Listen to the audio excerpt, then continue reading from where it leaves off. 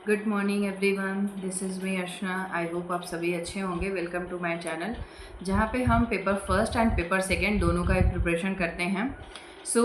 इससे पहले जो मैंने सेशन लिया था आपका, उसमें से कुछ आपके जो है टॉपिक्स रह गए थे। मैं आपको एक बार ओवरव्यू करा देती हूँ एंड आफ्टर दैट मैं आपको जो है स्टार्ट करूँगी सेशन। इसमें जो हमने क्वेश्चंस उस दिन जो है अटेम्प्ट किए थे, वो आपके ऑलमोस्ट 40 क्वेश्चंस हमने अटेम्प्ट किए थे। बट उसमें कुछ जो है आपके डिस्क्रिप्शन रह गए थे, विच मीन्स मैंने आपको कुछ चीज़ें जो है यहाँ से डिस्क्राइब नहीं किया था, जिसमें आपके थे आपके इसमें स्केटुलर मस्कुलर क्या होते हैं, आपके कार्डियक मस्कुलर मसल्स क्या होते हैं आपके, एंड आपके स्मूथ मसल्स क्या है, इसके बारे में मैंने आपको नहीं बताया था। यानी आपकी जो रेखांकित पेशियां हैं, हृदय पेशियां हैं और अरेखांकित पेशियां हैं, इसके बारे में मैंने आपको उस दिन नहीं बताया था। साथ ही साथ इसमें मैंने इससे पहले आपको जो सेशन लिया था उसमें इंसुलिन क्या है मैंने बहुत डिटेल डिस्क्राइब किया हुआ है, ग्लूकेगॉन क्या है, इन दोनों को ही मैंने बहुत डिटेल में डिस्क्राइब किया हुआ है। वहाँ से जाकर के इसको कवर कर सकते हैं। मैंने कोलेकिस्ट्रोकोनिन एंड सिक्रेट्रिन नहीं बताया था, गैस्ट्रिन भी बताया एंड द इंसुलिन ऑल्सो मैंने वहाँ पे कवर करा दिया है। एंड आपके एंजियोटेनिन्स एंड एप्रीफिन ये भी मैंने आपको कवर नहीं कराया था उस दिन विद डिटेल। मैंने आपको जस्ट जो है क्वेश्चंस आपको कवर करा दिए थे, यानी जो आपके आंसर है वो मैंने आपको कवर करा दिया था। नेक्स्ट इसमें जो था वो था आपका spinal cord and the hypothalamus and thyroid, जो हमारी ग्लैंड्स होती हैं, एंड स्किन। तो इन सभी को हम करेंगे डिटेल में आज कवर। जो आपके स्पाइनल कॉर्ड है, जो आपके थैलेमस है एंड जो आपके थायराइड्स है, ये आपकी क्या होती हैं, इनको हम डिटेल में कवर करेंगे एंड ऑल्सो स्किन। मैंने उस दिन जो आपको आंसर कराया था डाईयूरेसिस का अर्थ क्या है, बेसिकली वो मैंने बताया था कि जो डाईयूरेसिस होती है वो तब होती है जब अधिक मात्रा में यूरिन का नॉर्मल लेवल से जो है यूरिन का बाहर आने लगता है। यानी जो यूरिन है वो एसेस मात्रा में जो है बाहर आने लगती है, यानी जो नॉर्मल लेवल है उससे अधिक मात्रा में यूरिन जो है बाहर आने लगती है। इसमें जो आपका ऑप्शन करेक्ट होगा वो होगा सामान्य स्तर से अधिक मात्रा में जो है यूरिन का बाहर आना। फोर्थ में हमने पढ़ा था कि कौन सी ऐसी जो जॉइंट है वो आपके हिप जॉइंट के लिए बेसिकली होती हैं। तो ऑप्शन इसमें थे आपके बॉल करके, हैंग करके एंड प्लान करके एंड पीवोट करके। इसमें जो आपका ऑप्शन करेक्ट था वो था आपका first number option, that is your correct option. ये जितने भी आपके ऑप्शन गिवन है, इन सारे ऑप्शन को हम वन बाय वन यहाँ से कवर करेंगे। एज वी ऑल नो कि जो हमारी क्लासेस होती हैं वो paper first and paper second दोनों ही क्लासेस में आपकी लेती हूँ। पेपर सेकंड में बेसिकली जो हमारी क्लासेस चलती है वो होम साइंस की क्लासेस चलती हैं। ओके, जो पेपर सेकंड है इसमें हम बेसिकली होम साइंस की क्लासेस हमारी यहाँ पे होम साइंस की क्लासेस चलती हैं, स्पेशली जो सब्जेक्ट वाइज जो क्लासेस आपकी होती हैं। पेपर फर्स्ट में आपकी जो हमारी टाइमिंग है, जो मैं आपकी क्लासेस आपको प्रोवाइड करती हूँ, वो है आपकी इवनिंग में होती है और ये आपके Monday, Tuesday, Wednesday, Thursday, Friday and Saturday को होती है। संडे को हम बेसिकली मैराथन करते हैं, जो 2 सेशन से आपकी नहीं हुई थी, बट हमने जो है इससे प्रीवियस जो सेशन थे उनमें मैंने आपको मैराथन कवर कराए हैं विद डिटेल एक्सप्लेनेशन। उसी मैराथन के जो टॉपिक्स रह गए थे उन्हें आज हम कवर करेंगे। Also you can join my YouTube channel UGC net by Archana ma'am, जहाँ पे जाकर के सर्च कर सकते हैं और जितनी भी लेटेस्ट वैकेंसीज़ हैं आपकी RPSC हो गया, आपकी UPSC के द्वारा जो वैकेंसीज़ निकाली गई थी, आपकी HPSC के द्वारा जितनी भी वैकेंसीज़ निकाली गई थी, फर्दर जितनी स्टेट यूनिवर्सिटीज़ हैं, आपके लखनऊ यूनिवर्सिटीज़ हो गई और भी ऐसे 2-3 यूनिवर्सिटीज़ मैंने वहाँ पे उनकी जितने भी आपके सब्जेक्ट के अनुसार, यदि आपके सब्जेक्ट वहाँ मैच कर रहे हैं तो आप जाकर के अप्लाई कर सकते हैं एंड इंटरव्यू फेस करें। आपका सिलेक्शन हो तो एक्सपीरियंस ले वहाँ से, क्योंकि जब भी परमानेंट वैकेंसीज आएंगी तो आप उतने एलिजिबल होंगे, आपको सारी चीज़ों का अनुभव रहेगा, आप एक्सपीरियंस रहेंगे उन सारी चीज़ों को समझे हुए। आप इजीली जो है जो परमानेंट वैकेंसीज है उसको आप जो है अचीव कर पाएंगे। जो मेरे दोनों जो क्लासेस होती हैं, paper first and paper second, दोनों ही मैं आपको बाईलिंगुअल प्रोवाइड करती हूँ। बाईलिंगुअल विच मीन्स आपके Hindi and English both content आपके होते हैं। समटाइम्स आपको इंग्लिश देखने के लिए मिलता है तो मैं उसे हिंदी में ट्रांसलेट कर देती हूँ। पेपर सेकंड जो है वो 11:30 मॉर्निंग में होता है, जो आपका Monday, Tuesday, Wednesday, Thursday, Friday यानी 6 डेज होता है, एंड देन संडे की आपकी मैराथन होती है। This channel also you can join on YouTube channel UGC net by Archana ma'am से आप सर्च कर सकते हैं एंड यहाँ पर जा कर के ज्वाइन कर सकते हैं। इसमें हम बेसिकली PYQs एंड थियरीज़ को कवर करते हैं, यानी जितने भी आपके लेटेस्ट PYQs होते हैं उनको मैं थियरी में भी कन्वर्ट करके आपके जो मैराथन क्लासेस होती हैं उसमें मैं आपको कवर कराती हूँ।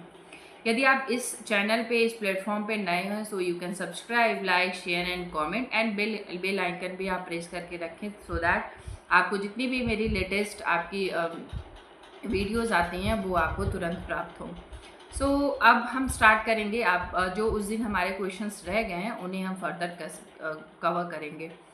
सो बिफोर स्टार्टिंग सेशन मैं एक चीज़ आप सभी को क्लियर कर दूं कि आप जिस भी सब्जेक्ट का प्रिपरेशन कर रहे हैं रिगार्डिंग UGC नेट, JRF या किसी PhD एंट्रेंस का एग्जामिनेशन का प्रिपरेशन कर रहे हैं, या फिर आप जो है ये आपके पास आपने क्वालिफिकेशन है आपके पास, विच मीन्स आपने नेट क्वालिफाई किया या JRF क्वालिफाई किया, एंड देन आप जो है असिस्टेंट प्रोफेसर की जो वैकेंसीज आई हैं उनका प्रिपरेशन कर रहे हैं।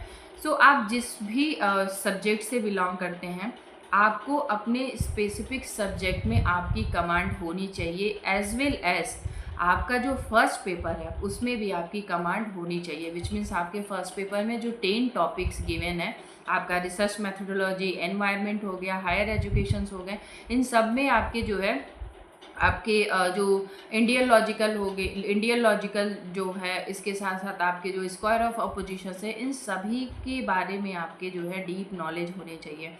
तभी जो है, क्योंकि आप देखेंगे कि असिस्टेंट प्रोफेसर की वैकेंसीज़ हैं, बहुत लिमिटेड सीट्स वहाँ पे होती हैं, तो उन लिमिटेड सीट्स को कवर ले पाना, मतलब उसमें से कोई एक सीट अपना बनाना, वो आपके पास जो है पूरी नॉलेज होनी चाहिए आपके स्पेसिफिक सब्जेक्ट और साथ ही साथ जो आपका फर्स्ट पेपर है उन दोनों का ही। सो हम कोई भी टॉपिक ऐसा नहीं कह सकते कि ये टॉपिक मेरे लिए नेसेसरी नहीं है। यदि हम किसी हायर लेवल के एग्ज़ामिनेशन में बैठ रहे हैं, किसी हायर लेवल के एग्ज़ामिनेशन को हमें क्रैक करना है, तो हमारे पास कोई भी टॉपिक हो उसकी हमें 2, 4, 10 उससे रिलेटेड जो है कॉन्सेप्ट हमें पता होने चाहिए।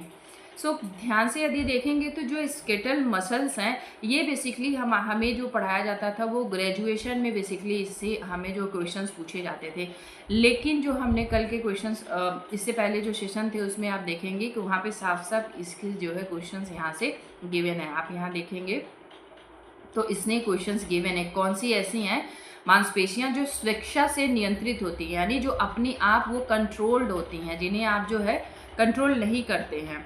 तो ऐसे मांसपेशियां भी पूछ सकता है आपसे, ऐच्छिक और अनैच्छिक ऑर्गन्स भी पूछ सकता है।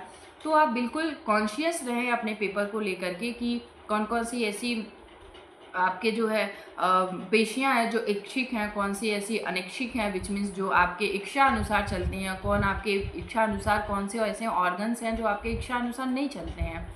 सो इन सारी चीज़ों का आपके पास डिटेल नॉलेज होनी चाहिए यदि आप ऐसे एग्जामिनेशन में बैठ रहे हैं तो। So now starting the session, इसमें हम पढ़ेंगे स्केलेटल मसल्स क्या हैं। So skeletal muscles are voluntary muscles attached to bone via tendons responsible for movement, posture and breathing, and are composed of bundles of muscles fiber called fascicles। यानी जो आपके जो skeletal muscles हैं वो कंकाल मांसपेशियों की एक स्वैच्छिक मांसपेशियां हैं, यानी एक स्वेच्छा से चलने वाली मांसपेशियां हैं। यानी एक इसे हम ये भी याद करेंगे, मे भी कभी कभी आपका स्वैच्छिक नहीं पूछ के वो हिंदी इंग्लिश दोनों में, जो स्पेशली हिंदी के स्टूडेंट हैं उन्हें मैं अवेयर कर दूं कि आपके वॉल्यूंटरी मसल्स भी पूछ सकता है, वो आपको हिंदी में स्वैच्छिक ना दे करके वो वॉल्यूंटरी मसल्स भी पूछ सकता है। तो मेक श्योर करें कि जब आप हायर एजुकेशन में आएंगे तो थोड़ी इंग्लिश आपको अपने सब्जेक्ट स्पेसिफिक से, और जो आपके जितने सब्जेक्ट हैं जो आप paper first and paper second है उन दोनों में थोड़ी आपको जो है चीज़ें सीखनी पड़ेंगी। सो जो कंकाल की पेशियां हैं वो स्वैच्छिक मांसपेशियां हैं, यानी वो कौन सी मांसपेशियां हमारी वॉल्यूंटरी मसल्स हैं। जो ऐंठन के माध्यम से हड्डियों से जुड़ी होती हैं, किससे जुड़ी होती हैं, वो बोन से बेसिकली जुड़ी होती हैं। जो गति यानी मूवमेंट और जो उसके पोस्चर्स हैं यानी मुद्रा, सांस लेने में यानी ब्रीदिंग लेने में के लिए जिम्मेदार होती हैं। तो ये किसके किसके लिए बेसिकली रिस्पॉन्सिबल होती है? मूवमेंट करने के लिए, पोस्चर के लिए, ब्रीदिंग के लिए, यानी गति के लिए, मुद्रा के लिए और सांस के लिए बेसिकली ये रिस्पॉन्सिबल होती हैं। कौन रिस्पॉन्सिबल होती हैं? जो स्केलेटल मसल्स हैं हमारी, यानी जो कंकाल मांसपेशियां हैं। और ये फेसिकल्स नामक पेशियां फाइबर के बंडलों से बनी होती हैं। तो ये जो मैंने यहाँ पे बताया, जो आपके फेसिकल्स मांसपेशियां होती हैं वो फाइबर्स, इसमें यानी बहुत सारे फाइबर्स होते हैं, उनसे ये बेसिकली बनी होती हैं। सो मैंने यहाँ पे उससे रिलेटेड जो है फिगर भी मेंशन किया है, तो आप उसको क्लियरली समझ पाएंगे। तो इसमें हमें बेसिकली 2-3 टर्म्स याद करने, क्या याद करने हैं कि जो स्केलेटल मसल्स होती हैं हमारी, वो वॉल्यूमेट्री मसल्स होती हैं। पहला तो आप ये यहाँ से एक चीज़ आप क्लियर कर लें, ये हमारी हो गई। दूसरा, किससे वो अटैच होती हैं? वो बोन से अटैच होती हैं। और क्या क्या बेसिकली उनकी रिस्पॉन्सिबिलिटीज़ होती हैं? वो होती हैं मूवमेंट करती हैं, पोस्चर्स, मुद्रा या और ब्रीदिंग, 3 चीज़ें इनकी बेसिकली इनके लिए ये रिस्पॉन्सिबल होती हैं। और ये जो मांसपेशियाँ होती हैं वो फेसिकल्स नामक जो मांसपेशियों की फाइबर के बंडलों से बनी होती हैं, यानी जो फेसिकल्स मांसपेशियाँ हैं उनके कई सारे फाइबर से मिलके ये बेसिकली बनी होती है। तो आप यहाँ पे देखेंगे टोटल आपके 4 to 5 जो है कॉन्सेप्ट एक ऑप्शन से आपके क्लियर हो रहे हैं। मे बी आपके आगे चल के पूछ सकता है कि वॉल्यूमेट्री मसल्स आप में का बेसिकली वर्क क्या क्या होता है। तो वॉल्यूमेट्री मसल्स जो हमारी होती हैं वो मूवमेंट करती हैं, पोस्चर में आपकी भूमिका निभाती हैं, ब्रीदिंग में रिस्पॉन्सिबल होती हैं। सो आप मेक श्योर करें कि उससे रिलेटेड आपके 4-5 क्वेश्चंस आपको, जिस भी आप बेसिकली टॉपिक को आप कंसीडर कर रहे हैं, तो उससे रिलेटेड आपके 4-5 जो है कॉन्सेप्ट आपको क्लियर होने चाहिए। Now we are talking about structure. Structure क्या है?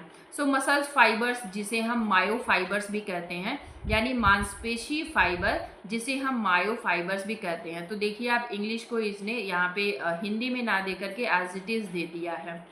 So skeletal muscles is composed of cell called muscles fibre which are multinary, आपके यहाँ पे मल्टीलेटेड and striated have a striped appearance, यानी इसके पास जो है कंकाल की मांसपेशी फाइबर नामक कोशिकाओं से बनी होती है। तो किससे बनी होती है? मांसपेशी फाइबर नामक कोशिकाओं से, जिसमें बहुत से धारीदार जो है धारियाँ दिखाई देती हैं, यानी कई सारे बहुकेंद्रीय धारियाँ इसमें दिखाई देती हैं।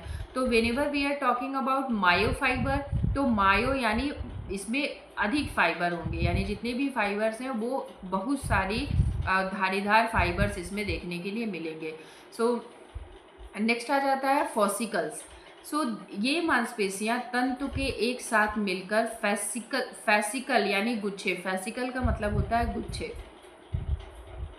बनाते हैं, जो पेरीमाइसियम नामक संयोजी ऊतक से घिरे होते हैं। तो ये जो गुच्छे होते हैं, जो ये फैसिकल होते हैं, जो ये फैसिकल्स होते हैं, वो किससे बेसिकली वो घिरे हुए होते हैं, यानी उसके जो सराउंडिंग में जितने भी कनेक्टिव टिश्यूज़ होते हैं, आप यहाँ पे देखेंगे जो सराउंडिंग में जितने कनेक्टिव टिश्यूज़ होते हैं वो उसको किस नाम से जाना जाता है? उसे हम जानते हैं पेरीमाइसियम, उसे हम बेसिकली जानते हैं पेरीमाइसियम। अब यहाँ पे जब भी पूछा जाएगा कि पेरीमाइसियम के सराउंडिंग में कौन कौन से ऐसे कनेक्टिव टिश्यूज़ होते हैं, नहीं होते हैं, ऐसे भी क्वेश्चन आ सकते हैं आपके। तो यस, उसके सराउंडिंग में जो है टिश्यूज़ आपके होते हैं, और जो किसके नाम से जाने जाते हैं? पेरीमाइसिन के नाम से ये आपके जाने जाते हैं। नेक्स्ट इसमें है आपके संयोजिक ऊतक आवरण, यानी कनेक्टिव टिश्यूज़ आपके सीट्स क्या क्या हैं। सो इसमें आपका आ जाता है एंडोमेशियम्स, यानी इंडोमाइशियम व्यक्तिगत मांसपेशी तंतुओं को घेरता है, यानी सराउंड्स इंडिविजुअल्स मसल्स फाइबर, यानी जो मसल्स के फाइबर्स हैं, जो मांसपेशी के तंतुएं हैं, उनको जो है घेरने का काम करता है। आप टर्म्स को यहाँ पे याद करके रखेंगे कि इंडोमाइशियम का क्या वर्क है बेसिकली, पेरीमाइशियम्स का क्या वर्क है, एंड द एपीमाइशियम्स का क्या बेसिकली वर्क है, इसको हम बेसिकली यहाँ पे याद रखने का प्रयास करेंगे। सो इंडोमेशियम्स जो होते हैं वो व्यक्तिगत मांसपेशी तंतुओं को घेरता है, पेरीमेशियम्स जो होते हैं आपके वो सराउंड्स फैब्रिकल्स, यानी जो चारों ओर से घिरे हुए होते हैं। किससे घिरे हुए होते हैं? फैब्रिकल से। एपीमाइसियम यानी एपीमेशियम्स जो आपके होते हैं सराउंड्स एंड इंटायर्ड मसल्स, यानी जितने भी आपके इंटायर्ड मसल्स होते हैं उन सभी को ये पूरी तरीके से घेरे हुए होता है। मैं इसका फिगर दिखाऊंगी तो आप अच्छी तरीके से समझेंगे कि ये कैसे जो एपीमाइसियम है पूरी तरीके से जो है मसल्स को घेरे हुए, यानी जो उसका पूरा सराउंडिंग एरिया है जो आपका आउटर लेयर है उसमें देखने के लिए मिलता है।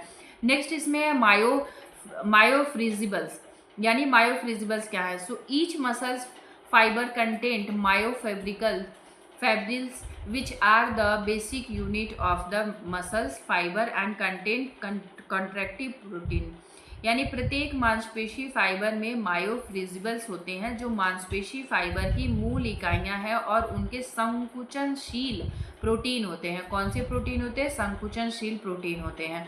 तो मायोफ्रिजिबल्स क्या होते हैं?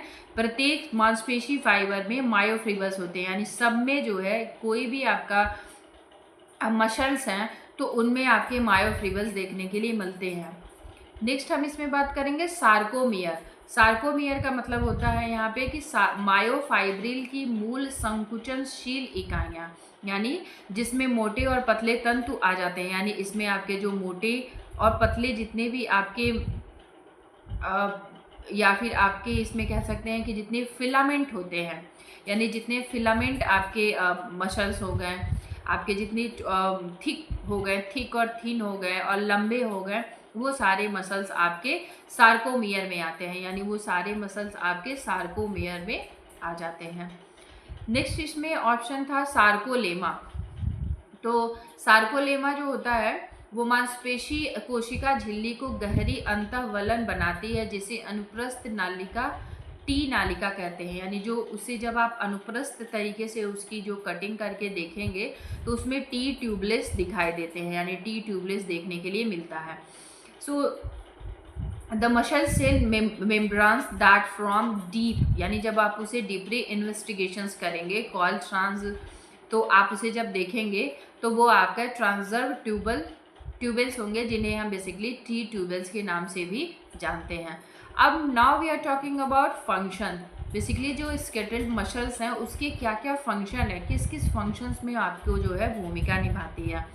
सो ये मूवमेंट करने में, एज वी प्रीवियसली हमने देखा कि जो है मूवमेंट करने में, पोस्चर में, ब्रीदिंग में, बॉडी टेम्परेचर को रेगुलेट करने में, ऑर्गन प्रोटेक्शन में, मेटाबॉलिज्म में, इन सब में इसका रोल होता है। सो हम बहुत ही जल्द इसको जो है शॉर्ट फॉर्म में देखेंगे, क्योंकि बेसिकली जब वो आपके क्वेश्चंस देंगे तो उसमें आपको यही देखने के लिए मिलेगा कि उसके फंक्शन क्या है, तो ऑप्शन ही आपको वहाँ पे बेसिकली चूज़ करना होता है। लेकिन यदि यही क्वेश्चंस आपके जितने भी आप असिस्टेंट प्रोफेसर का एग्जामिनेशन देंगे तो कहीं कहीं पे रिटन एग्जामिनेशन भी होते हैं।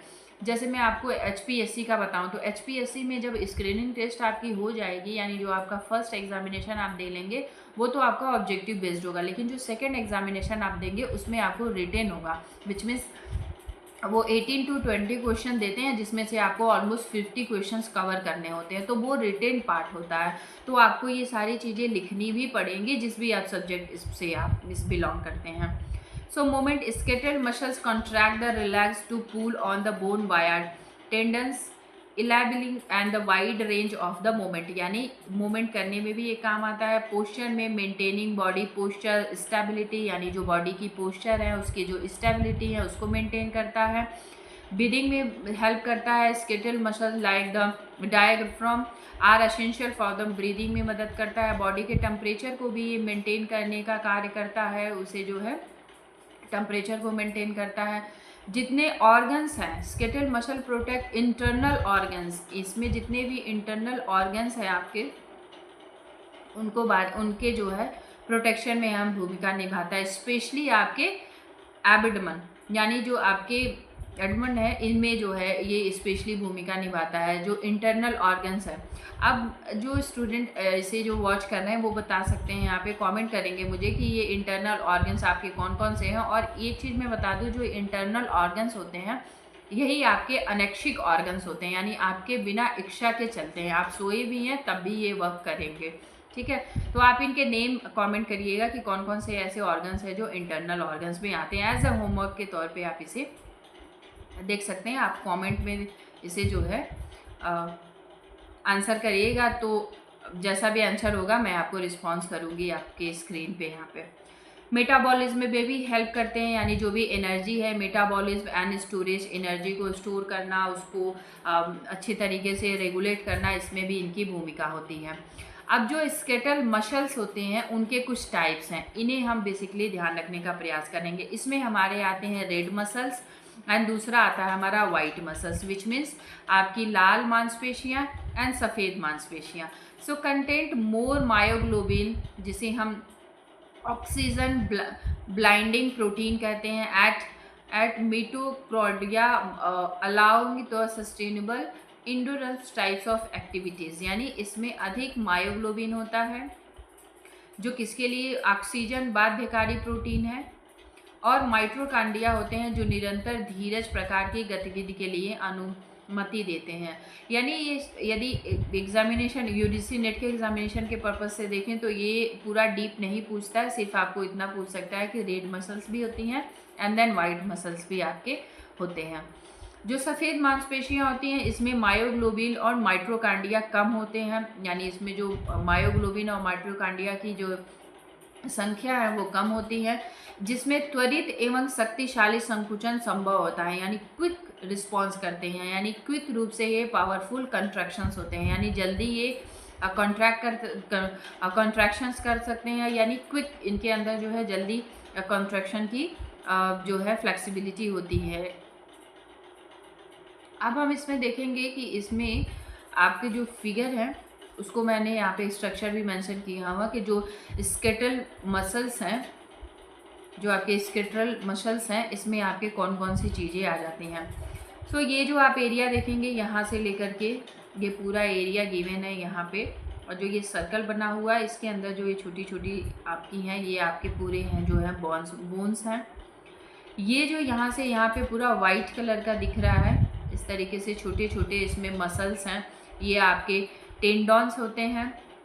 ये जो बाहरी लेयर है जो मैंने प्रीवियसली आपको बताया, जो इसका आउटर लेयर है, ये आउटर लेयर है, ये होता है आपका ईपीमायोसियम एंड देन आपका जो ये बिल्कुल ये आउट लेयर गिवन है यहाँ पे, मैं इसी से मैं आपको दिखा दे रही हूँ कि आपका ये जो ग्रीनी दिख रहा होगा, सॉरी ये जो ब्लू दिख रहा है आपको, ये आप देखेंगे ब्लू दिख रहा है, मैं इसको और जूम कर दे रही हूँ।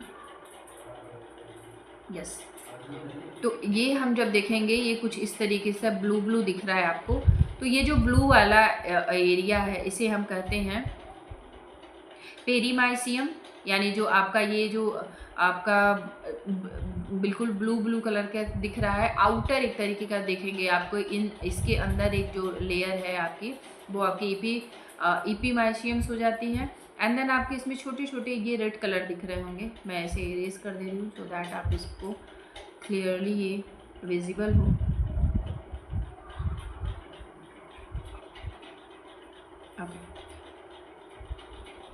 जो हम यहाँ पे देखेंगे ये छोटे से रेड कलर का है, यहाँ पे भी है और यहाँ पे भी है, तो ये बेसिकली ब्लड वेसल्स होते हैं, यानी जितने भी ब्लड की वेसल्स हैं ये आपके छोटे छोटे ब्लड वेसल्स हैं।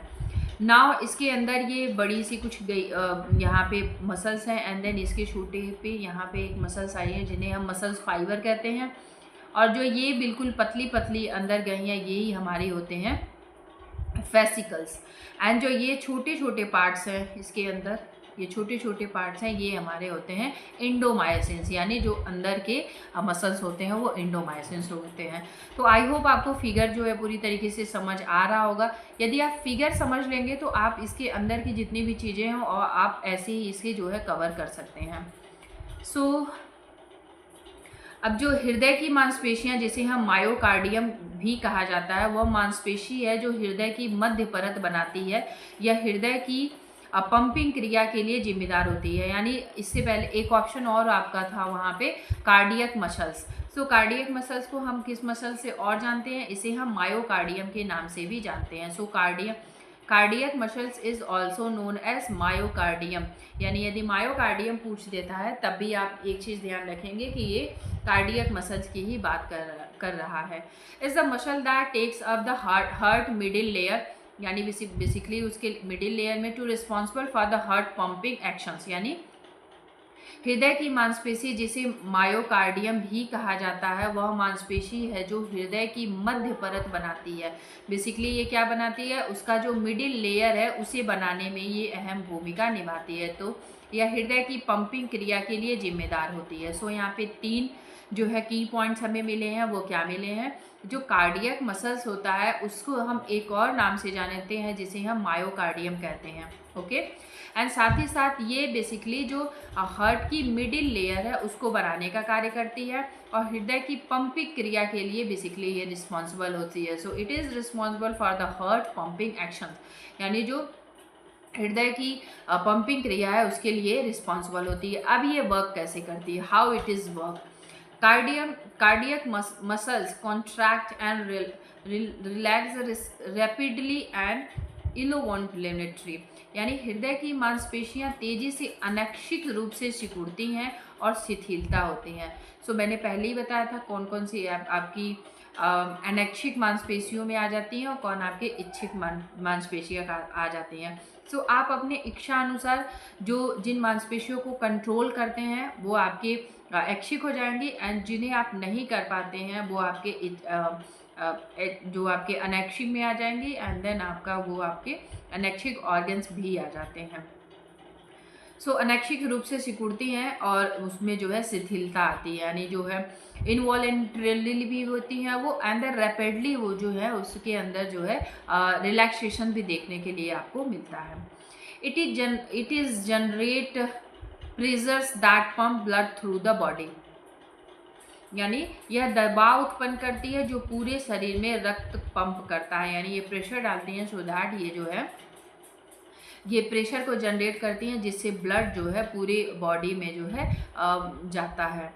शरीर की चयापचय संबंधी मांगों के अनुरूप हृदय की संकुचनशीलता में भी परिवर्तन करती हैं, यानी the heart to contractility change in the responsible for the body metabolic demands, यानी बॉडी में जो भी आपके मेटाबॉलिक डिमांड है इनमें भी इनकी अहम भूमिका होती है।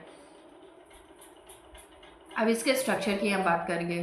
Cardiac muscles is made from the cardiomyocytes which are tubular cells of the content chain myofibrils, यानी जो हमारी ये कार्डियक मसल्स होती हैं ये कार्डियोमायोसाइट्स की बनी होती हैं। सो जब भी आप इस पर देखेंगे तो ये देखेंगे कार्डियो तो नेम है ही और मायोसाइट्स आपके जो है मसल्स हो गए उनसे ये बेसिकली बनी होती हैं।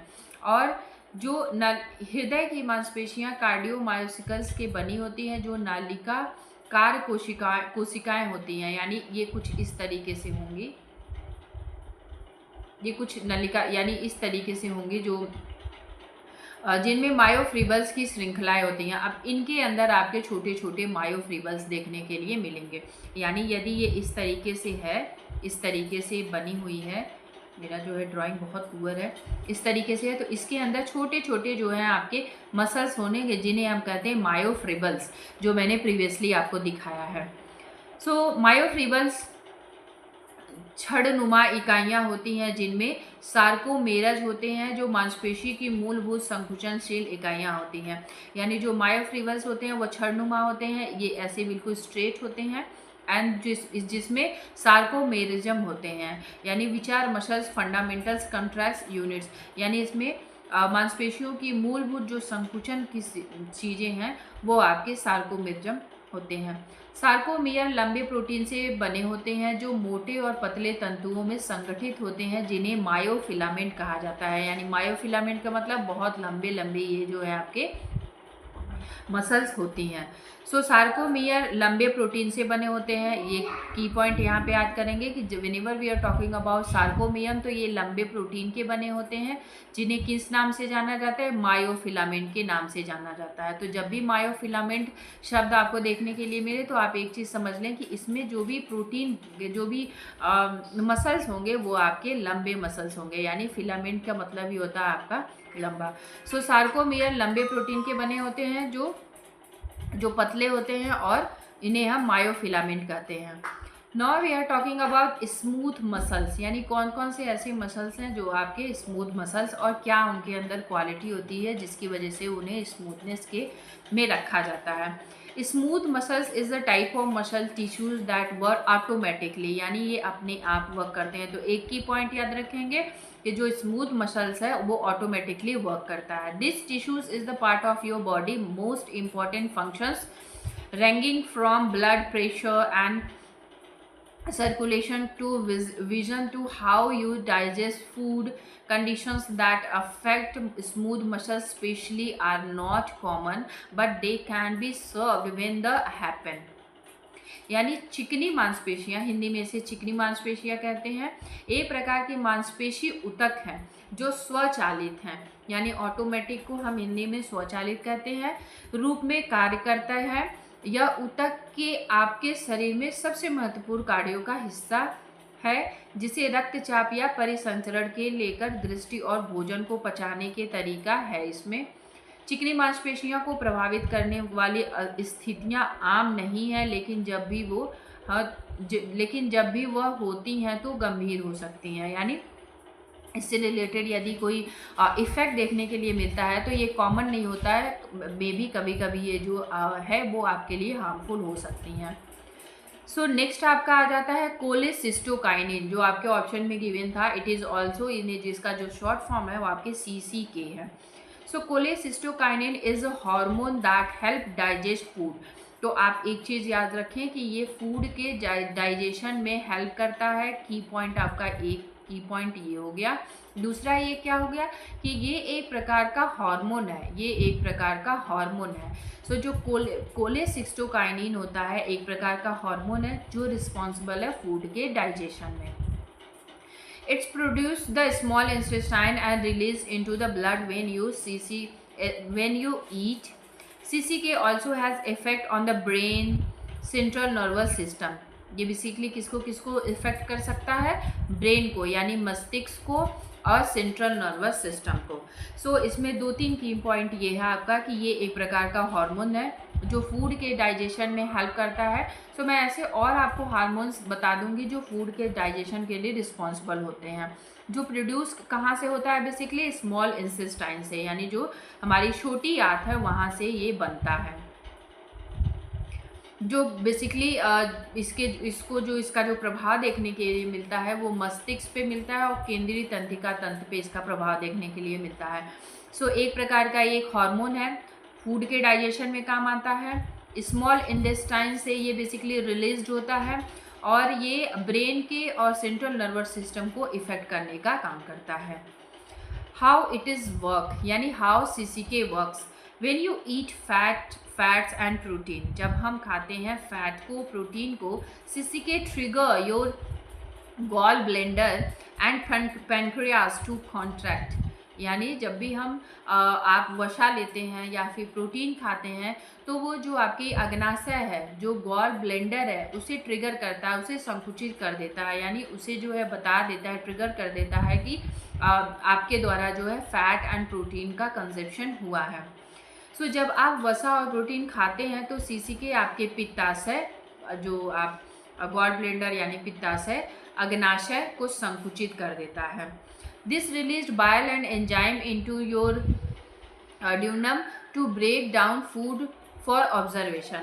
यानी ये रिलीज करता है बाइल एंजाइम्स को जो आपके फूड को ऑब्जर्वेशन, यानी फूड के ऑब्जर्वेशन में रिस्पॉन्सिबल होता है। इससे आपके ग्रहणी के पित्त और एंजाइम निकलते हैं, यानी जो आपके HCl होते हैं, जो भोजन को अवशोषित करने के लिए तोड़ देते हैं, यानी उनको ब्रेक डाउन कर देते हैं। CCK also regulate gastric impacting and induce strategies, यानी जिससे गैस्ट्रिक खाली करने में भी नियंत्रित होता है और लिप्ति लाता है। यानी जो आपकी गैस्ट्रिक है, वो जो आपका अमाशय है वो उसको जो है इम्पटी करने में भी ये अहम भूमिका निभाता है। नेक्स्ट उसमें ऑप्शन गिवन था आपका सेक्रेटिन, उसमें एक ऑप्शन आपका गिवन था secretin. So secretin is a hormone that help the pancreas release digestive juice.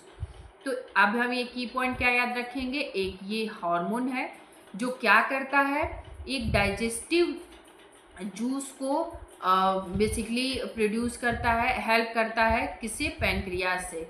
यानी जो सिक्रेटिन है एक हार्मोन्स है जो अग्नाशय को पाचन रस को छोड़ने में मदद करता है, सो दैट जो पैनक्रियाज है वो जो डाइजेस्टिव जूस रिलीज करता है उसकी मदद करता है secretin. It is also used to medicine to help diagnose problem in the pancreas, stomach and intestine।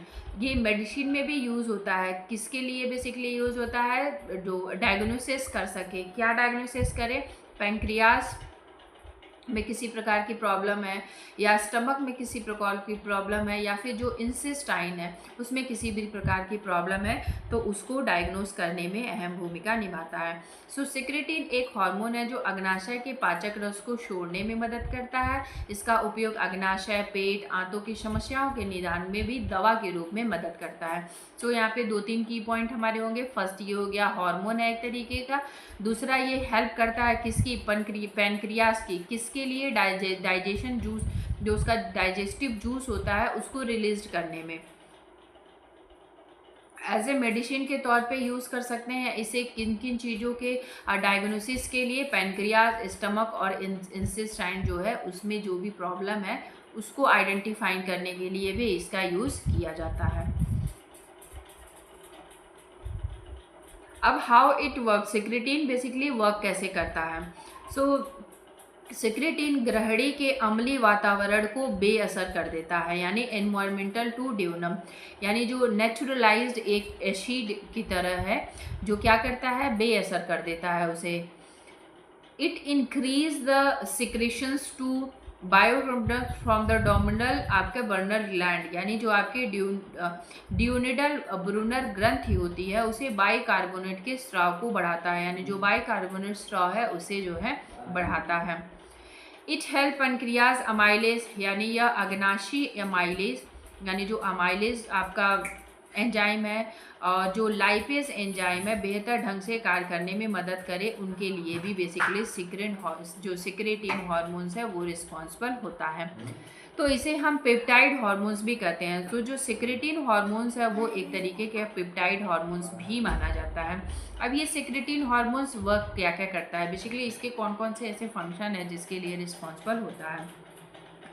सो जो ब्रेन है, regulations of functions of CNC, यानी जो ब्रेन है उसमें भी रिस्पॉन्सिबल होता है, इंटेस्टाइन के लिए भी होता है, जो गॉल ब्लैंडर है उसके लिए, स्टमक के लिए, लीवर के लिए, ड्यूडेनम के लिए आपके, एंड देन आपके जो है पैनक्रियास के लिए रिस्पॉन्सिबल होता है। यानी इन सब को जो है हेल्प करता है उन सारी चीज़ों को जो है रिकॉग्नाइज करने में।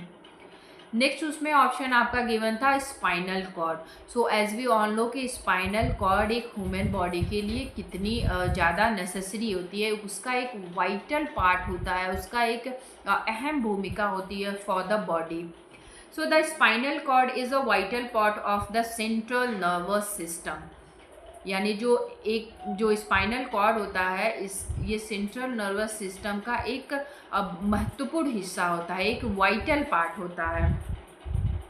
अ cylindrical column of nerve tissues is the extend from the brain टिस्ट down the spine, acting a major pathway from transmitting signal between the brain and rest of the body. जो क्या करने का, ट्रांसमिट करने का काम करता है, सिग्नल देने का काम करता है, किसके बीच में, ब्रेन के बीच में, और जो आपकी बॉडी है उसकी जो रेस्ट ऑफ द बॉडी है उन सभी के रूप में कार्य करता है एज अ सिग्नल। सो रीढ़ की हड्डी केंद्रीय तंत्रिका तंत्र का महत्वपूर्ण हिस्सा होती है, तो हिंदी में इसे रीढ़ की हड्डी कहते हैं, जो केंद्रीय तंत्रिका तंत्र का एक महत्वपूर्ण हिस्सा होती है। तंत्रिका उत्तक एक बेलनाकार स्तंभ है, एक बेलनाकार स्तंभ होता है जो मस्तिष्क की रीढ़ की हड्डी तक फैला होता है और मस्तिष्क और शरीर के बाकी हिस्सों के बीच में संकेतों का प्रेषित करने का काम करता है। इसका जो प्रमुख कार्य के रूप में कार्य करता है, यानी जितने भी आपके मैसेज हैं उन सभी को ट्रांसमिट करने का काम करता है। विच मीन्स आपका एक मैसेज आया, उस मैसेज को जो आपकी स्पाइनल कॉर्ड है वो बॉडी के विभिन्न पार्ट को भेजने का काम करती है। यानी बॉडी के जितने भी आपके पार्ट हैं, आपके मस्तिष्क हो गया, आपके जो हैंड्स हो गए, आपके लेग्स हो गए, ये सब बेसिकली उसी के द्वारा ही कंट्रोल किया जाता है। कभी कभी आपने एक चीज़ नोटिस की होगी, यदि किया होगा आपने तो, कि आप किसी एक टॉपिक में या फिर किसी एक चीज़ में आप बिल्कुल सेंटर्ड हो गए हों, यानी आप पूरी तरीके से अपना मन है। फॉर एग्जांपल मैं आपको एक छोटा एग्जांपल दे रही हूँ कि आप एक बहुत ध्यान से आप किसी एक टॉपिक को पढ़ रहे हैं, बहुत कॉन्शियस माइंड से उसमें आप जो है उस टॉपिक को पढ़ रहे हैं, और अचानक से आकर के कोई आपको बोलता है तो आप ऐसे डर जाते हैं। कुछ ऐसा मोमेंट आपके साथ भी हैपन हुआ होगा।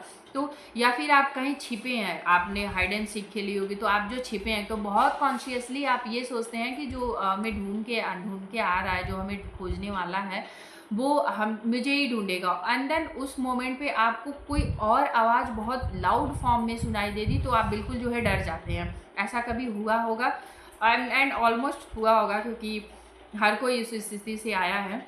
सो इस समय क्या होता है कि जो सेंट्रल नर्वस सिस्टम होता है वो एक ही जगह कॉन्शियस हो जाता है, और जो अपनी पूरी जो कार्य करने की, जितनी जो मैसेज भेजने की जो आपकी जो चीज़ें होती हैं, यानी जो मैसेज भेजने की कार्य होता है, वो किसी अदर को हैंड ओवर कर दिया होता है। इस समय इस स्थिति में जो भी पर्सन होता है उसके साथ बेसिकली ऐसे होता है कि कॉन्शियसली यदि आप किसी एक वर्क में आप ध्यानपूर्वक उसमें केंद्रित हैं, तो किसी अदर साउंड्स के द्वारा आपके जो है आपको इस तरीके का जो है रिफ्लेक्शन देखने के लिए मिलता है।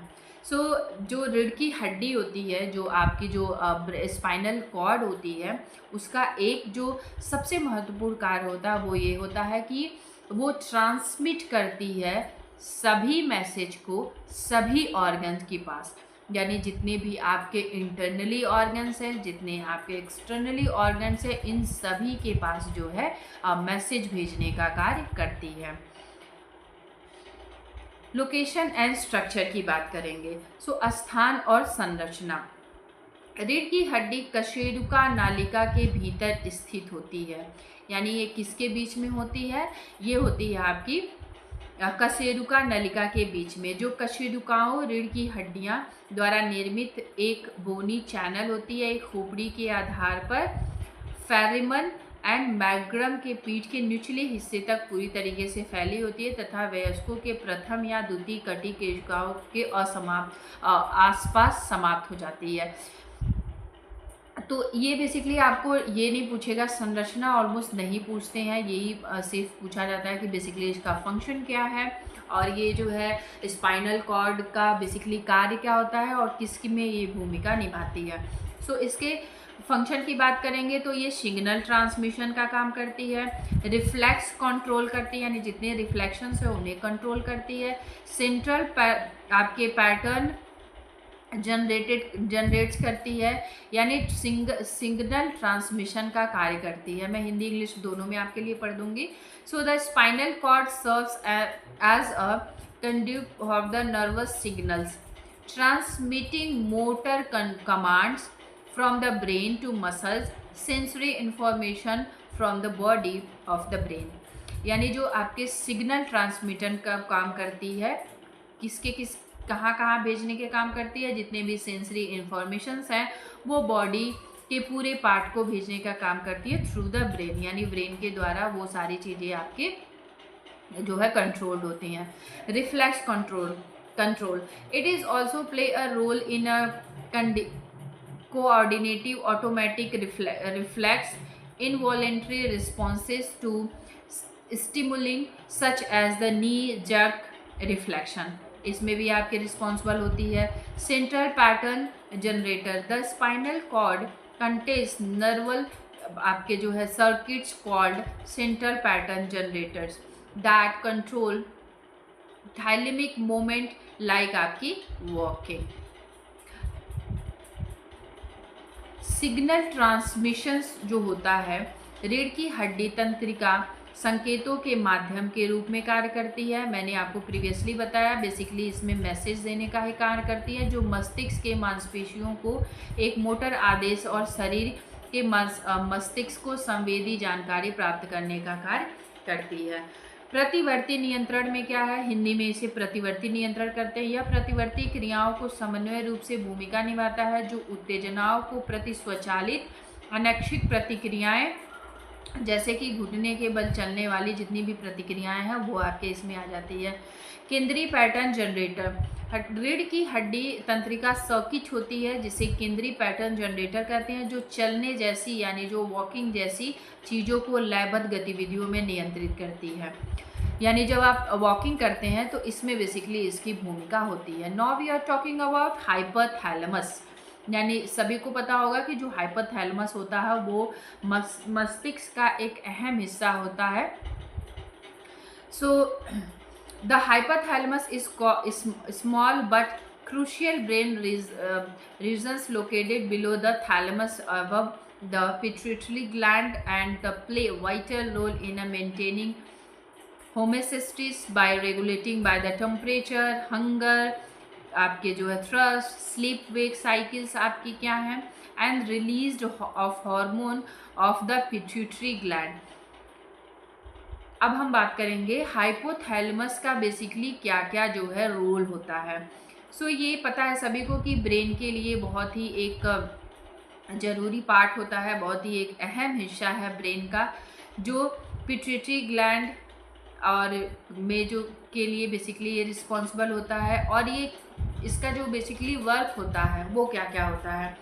So role in maintaining homeostatic regulations, body temperature यानी जो बॉडी का टेम्परेचर है उसको मेंटेन करने का कार्य करता है, हंगर को बताता है, थ्रस्ट को बताता है, स्लीप वेक साइकिल क्या है इसके लिए भी रिस्पॉन्सिबल है, एंड रिलीज करता है आपके पिट्यूटरी ग्लैंड के जो हार्मोन्स हैं। हाइपोथैलेमस एक छोटा लेकिन निश्चित लेकिन महत्वपूर्ण मस्तिष्क क्षेत्र है जो पिट्यूटरी ग्रंथि के ऊपर थैलेमस के नीचे स्थित होता है। अब ये बेसिकली पिट्यूटरी जो ग्रंथि होती है उसके ऊपर होता है लेकिन थैलेमस के नीचे स्थित होता है, और शरीर के तापमान, भूख, प्यास आदि पिट्यूटरी ग्रंथि से हार्मोन्स का स्राव को नियंत्रित करने के लिए होम्योस्टेसिस को बनाया जाता है जिसमें वो महत्वपूर्ण भूमिका निभाता है। अब हम बात करेंगे ये लोकेटेड एंड सैचुरेटेड कहाँ पे है। सो हाइपोथैलेमस मस्तिष्क का एक छोटा हिस्सा है जो मस्तिष्क के भीतर गहराई में स्थित होता है। विशेष रूप से ये डाइएनसेफेलॉन में जो तीसरे वेंट्रिकल के आसपास मस्तिष्क के केंद्रीय भाग में ये आपका होता है। यह थैलेमस नीचे और पिट्यूटरी ग्लैंड के ऊपर होती है, यानी नीचे होती है लेकिन जो पिट्यूटरी ग्लैंड है इसके आपके ऊपर में होती है। इसका आकार लगभग बादाम जितना होता है, यानी ये वॉलनट जितना इसका आकार होता है। तो वॉलनट आपका कितना बड़ा होता है, इस तरीके से होता है। फंक्शन क्या क्या है आपके इसके, तो फंक्शन है इसमें होम्योसिस्टिक।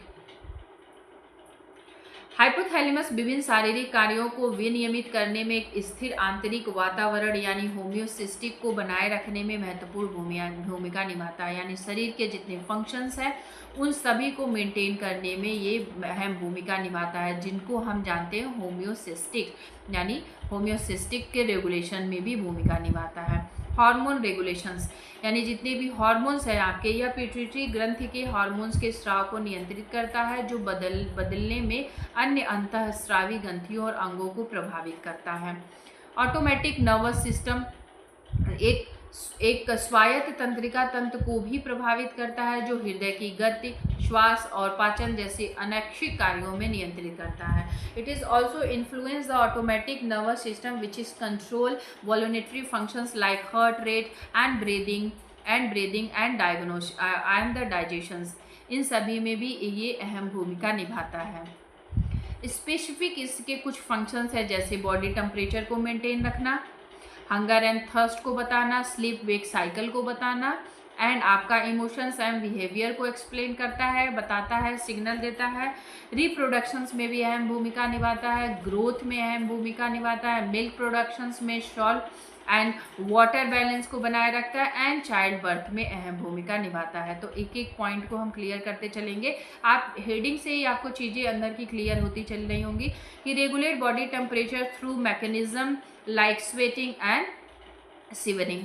एंड नेक्स्ट आपका है control hunger, thrust, sensations and regulation, intake the fluid balance, यानी पानी कितना है उसके बैलेंस के लिए इन सभी को कंट्रोल करता है एंड उन्हें जो है बेसिकली बनाए रखने में भूमिका निभाता है। This play a role in regulating the sleep wake cycle, यानी जो आपकी स्लीप वेक साइकिल है उसे भी रेगुलेट करने का कार्य करता है, जो आपके एक रिदम में हो। ऐसा नहीं है कि आप किसी दिन 10 आवर्स आपकी स्लीप साइकिल है, किसी दिन आपकी 5 आवर्स साइकिल है, ये आपका जो है स्पाइनल कॉर्ड ही आपको जो है स्लीप वेक साइकिल में भी आपकी भूमिका निभाती है। इमोशनल एंड बिहेवियर में involve the emotional responsible and behaviour release reward, stress आपके पास क्या है, क्या क्या आपकी रिप्रोडक्शंस है, इन सभी में भी अहम भूमिका निभाता है। Involve the inter reproductive functions including hormone relaxation, sexual behaviour आपका क्या है, इन सभी को का भी यहाँ से देखा जाता है। ग्रोथ में influence growth development through the control and hormones release, यानी जितनी भी ग्रोथ होने के लिए, विकास होने के लिए आपकी चीज़ें हैं उनमें भी अहम भूमिका निभाता है। मिल्क प्रोडक्शंस के लिए, अब मिल्क प्रोडक्शन क्या समझेंगे आप, regulate the productions of breast milk, ये बात कर रहा है आपके ब्रेस्ट मिल्क का। ब्रेस्ट मिल्क मीन्स जो आपकी मदर है, मदर के ब्रेस्ट मिल्क की बात कर रहा है। Help regulate the salt water balance in the body, यानी बॉडी में आपके सॉल्ट कितनी मात्रा में और वाटर कितनी मात्रा में, इन सभी को बैलेंस करने का काम करता है। Facilitate child birth through the release of the oxytocin, यानी जो चाइल्ड बर्थ है उन्हें भी वो रेगुलेट एंड मेंटेन करने का कार्य करता है, यानी उन्हें भी जो है इनके द्वारा वो भी चीज़ें देखती जाती है। Now we are talking about thyroid gland, आपकी थायराइड ग्लैंड क्या क्या है। So the thyroid gland is a butterfly shaped endocrine gland located in the form of the neck, जो बेसिकली नेक में होती हैं, responsible for the producing hormones that regulate metabolism, growth and development, किसके किसके लिए रिस्पॉन्सिबल होती हैं, hormone के लिए जो क्या करते हैं, मेटाबॉलिज्म, ग्रोथ एंड डेवलपमेंट के लिए। थायराइड ग्लैंड एक तितली के आकार में अंतःस्रावी ग्रंथि है जो गर्दन के सामने बिल्कुल फ्रंट पे यहाँ पे होती है, जो चयापचय, वृद्धि और विकास को नियंत्रित करती है और हार्मोन उत्पन्न करने के लिए भी ये रिस्पॉन्सिबल होती है। लोकेशन अब इसका जानेंगे हम। थायराइड ग्रंथि गले के आधार पर श्वास नली के पास स्थित होती है। श्वास नली के दोनों ओर 2 खंड होते हैं जो ऊतक की एक संकीर्ण पट्टी पे जुड़े होते हैं, इसे हम इस्थमस कहते हैं, यानी इन्हें बेसिकली हम इस्थमस के नाम से जानते हैं। अब हार्मोन प्रोडक्शंस, इसमें हम देखेंगे कि यह थायराइड हार्मोन मुख्य रूप से थायरोक्सिन, जिसे हम T4 भी कहते हैं, ये थायरोक्सिन होती है जिसे हम T4 कहते हैं, और टाइआयोडोथायोनिन जो होती है इसे हम T3 कहते हैं। तो आप 2 की पॉइंट यहाँ पे लर्न रखें कि जो T4 होता है इसे हम थायरोक्सिन कहते हैं, T3 जो होता है उसे हम ट्राइआयोडोथायोनिन कहते हैं, का उत्पादन करती है, जो चयापचय बेसिकली पाचन के लिए, हृदय की गति के लिए, शरीर के टेम्परेचर को मेंटेन करने में भूमिका निभाती है। अब इससे हम फंक्शन देखेंगे क्या क्या है। Metabolism, growth and development, other इसके कुछ फंक्शंस हैं जो हम इन्हें देखेंगे। Thyroid hormone control how to body use energy, impacting metabolism, weight and energy level, इन सभी को देखती है। They play a vital role of the growth, development and proper functioning of the nervous system, specially in the children, जो छोटे बच्चे होते हैं उनमें उनकी ग्रोथ कैसी होगी, उनकी डेवलपमेंट कैसी होगी एंड उनका जो नर्वस सिस्टम है, इन सभी को देखने का कार्य करती है। साथ ही साथ इसकी और भी कुछ फंक्शंस हैं। They also influence heart rate, breathing, digestions and mood, इन सभी में भी ये अहम भूमिका जो है थायराइड आपकी ग्लैंड जो है आपकी भूमिका निभाती है। जो नेट के पर्पज से जो क्वेश्चंस आते हैं वो हमारे हो गए कि इसके क्या क्या डिसऑर्डर्स हैं। So thyroid gland can lead by various conditions, कौन कौन से हैं आपके, hyperthyroidism, when the thyroid produces too much hormones, leading symptoms like weight loss, rapid heart rate and anxiety, यानी हाइपर जब थायराइड में होता है तो जो थायराइड आपकी ग्रंथि होती है वो अधिक हार्मोन्स का उत्पादन करने लगती है, जिससे वजन घटने लगता है, हृदय की गति अचानक से तेज हो जाती है या चिंता जैसे लक्षण दिखाई देने लगते हैं। तो एक चीज़ जाने जो नेट के पर्पस से आपके लिए इम्पॉर्टेंट है, वो ये है कि हाइपरथायराइड का मतलब होता है कि अधिक मात्रा में हार्मोन्स का उत्पादन होना, जिससे वजन घटने लगता है, हृदय की गति तेज हो जाती है और जो है एंजाइटी देखने के लिए मिलती है। नाउ हाइपोथायराइडिज्म यानी when the thyroid produce the little hormones, जब कम मात्रा में। एक चीज़ आप यहाँ पे मैं आपको की पॉइंट क्लियर कर दे रही हूँ कि जब भी किसी भी डिजीज़ में hypo and hyper, I repeat again, किसी भी डिजीज़ में आपका केवल थायराइडिज्म की बात नहीं हम करेंगे, आपका हाइपोकैल्सीमिया भी होता है, आपका आपके जो है हाइपर पोटेशियम्स भी होते हैं, हाइपर पोटेशियम्स करके भी एक आपका आता है। इन सभी को यदि पूछता है तो आप जब भी हाइपर पूछे, जब भी हाइपर की बात करें तो आप समझे कि इसमें जो भी चीज़ें हैं वो इंक्रीज लेवल पे हैं, और यदि हाइपो पूछेगा तो जो भी इसमें चीज़ें हैं वो आपके डिक्रीज़ हैं, यानी इसमें इंक्रीज़ है उस मात्रा का और यहाँ पे डिक्रीज़ है उस बेसिकली चीज़ों का। So leading the symptoms like fatigue, weight gain, यानी यदि कम हो जाता है तो वेट का गेन होना, एंड आपका जो है सिम्टम्स देखने लगते हैं, थकान देखने के लिए मिलती है। ग्वाइटर इन लार्ज द, आपके जो है थायराइड ग्रंथ जो होती है वो बड़ी हो जाती है, उससे हमारा ग्वाइटर हो जाता है। Pump in the thyroid gland which can be bring on the, आपकी हो जाती है कैंसरिंग यानी कैंसरिसंस, यानी थायराइड ग्रंथ गांठें जो मौसम या कैंसर युक्त हो सकती हैं। और नेक्स्ट आपका आता है एक प्रकार का कैंसर जो थायराइड ग्रंथ को विकसित कर सकता है, जिसे हम बोलते हैं थायराइड कैंसर। ये फिगर है, आप देखेंगे ये नेक है, ये एरिया आपका पूरा नेक है। जो उसने बोला था कि जो श्वास नली है, प्रीवियसली मैंने आपको बताया ये आपकी श्वास नली है, इसके बगल में इस तरीके से होती है। इन्हीं के बढ़ने के कारण ये पूरी तरीके से आपका जो ये वाला एरिया होता है वो फुला फुला दिखाई देता है।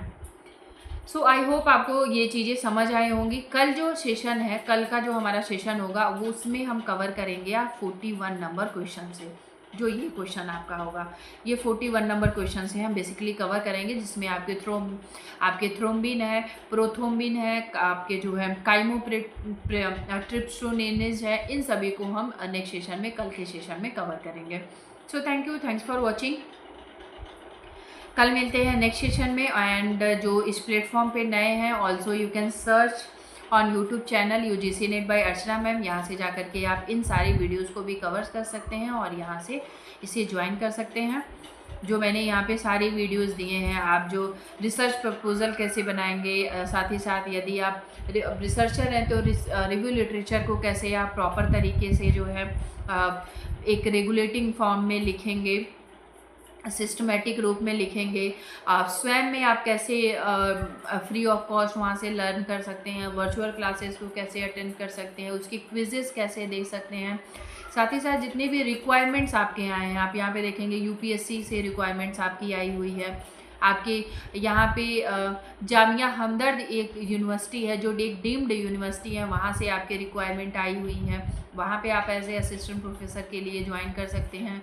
साथ ही साथ आप यदि जितने भी आपके गूगल स्कॉलर हैं, जो आपके जहाँ पे आप जाकर के बेसिकली पेपर को सर्च करते हैं, फाइंड करते हैं कि यहाँ से आपको आप कोई भी टॉपिक डालेंगे तो उससे रिलेटेड आपको डेटा प्रोवाइड करता है। सो गूगल स्कॉलर को आप कैसे स्टेप बाय स्टेप यूज़ करेंगे, इसे भी मैंने बताया हुआ है। रिव्यू लिटरेचर के वीडियोस मैंने दिए हैं, कौन कौन से ऐसे फ्री AI टूल्स हैं जिन्हें आप इजीली यूज़ कर सकते हैं। CU चैन पोर्टल है जो UGC के द्वारा बनाया गया है, इसे आप कैसे यूज़ करेंगे, इन सभी को जाकर के आप यहाँ से कवर कर सकते हैं। So thank you, thanks for watching. कल मिलते हैं नेक्स्ट सेशन में नेक्स्ट टॉपिक के साथ। Thank you.